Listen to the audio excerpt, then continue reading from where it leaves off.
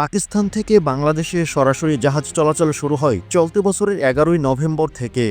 ওই দিন প্রথমবার পানামা পতাকাবাহী জাহাজ ইউয়ান ফিয়াং ঝাংঝং চট্টগ্রাম বন্দরে নিয়ে যায় পণ্য।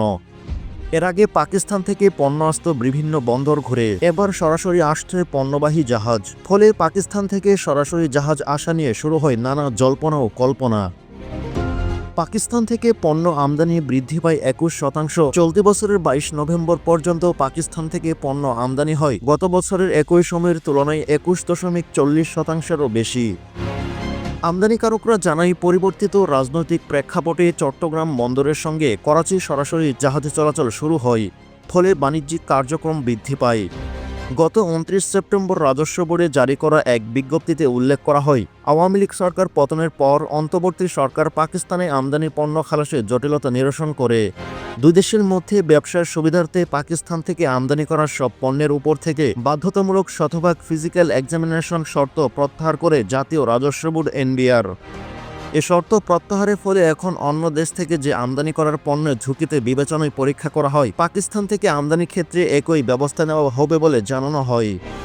এনবিআরের এমন নির্দেশনে প্রায় 1.5 মাস পর পাকিস্তানের করাচি বন্দর থেকে আমদানি পণ্য নিয়ে গত 11ই নভেম্বর প্রথমবার পানামা পতাকাবাহী জাহাজ ইউয়ান ঝিয়াং ফাংচং চট্টগ্রামে পৌঁছায়।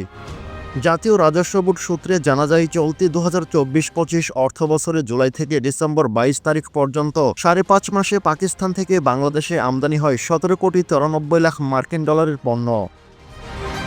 গত অর্থবছরের একই সময়ে এসেছিল 14.10 কোটি মার্কিন ডলারের পণ্য।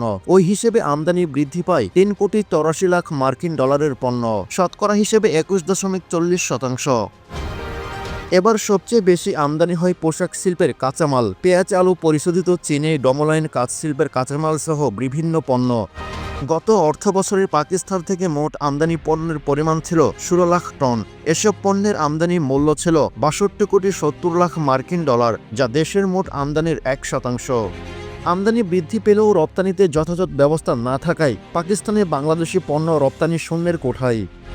পাকিস্তানের করাচি বন্দর থেকে কন্টেইনারবাহী পণ্য কলম্বো, সিঙ্গাপুর, দুবাই সহ বিভিন্ন বন্দর ঘুরে চট্টগ্রাম বন্দরে আসতে সময় লাগত 20 থেকে 22 দিন।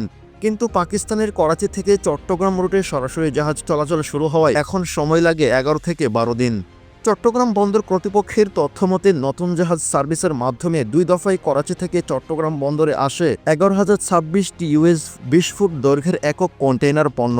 চট্টগ্রাম বন্দর কর্তৃপক্ষের সচিব মোহাম্মদ ওমর ফারুক বলেছেন, যেভাবে কার্গো জেনারেটর হচ্ছে, আমদানিকারকরা যদি উৎসাহী হয়, যদি আরও কার্গো আমদানি করতে চায়, তাহলে জাহাজ সার্ভিস বৃদ্ধি পাবে। এখন পাকিস্তান থেকে সরাসরি জাহাজ আসার সময়টা 1/3 কমবে। তিনি বলেন, সরাসরি এই রুটে পণ্য পরিবহন চালু হওয়ায় এখন পাকিস্তান থেকে পণ্য আমদানিতে রপ্তানিতে বাংলাদেশের ব্যবসায়ীরাও আগ্রহী হবেন। এখন করাচি চট্টগ্রাম রুটে জাহাজ চলাচল করে একটি, আগামীতে আরও কয়েকটি জাহাজ চলাচল করবে বলে জানিয়েছেন তিনি।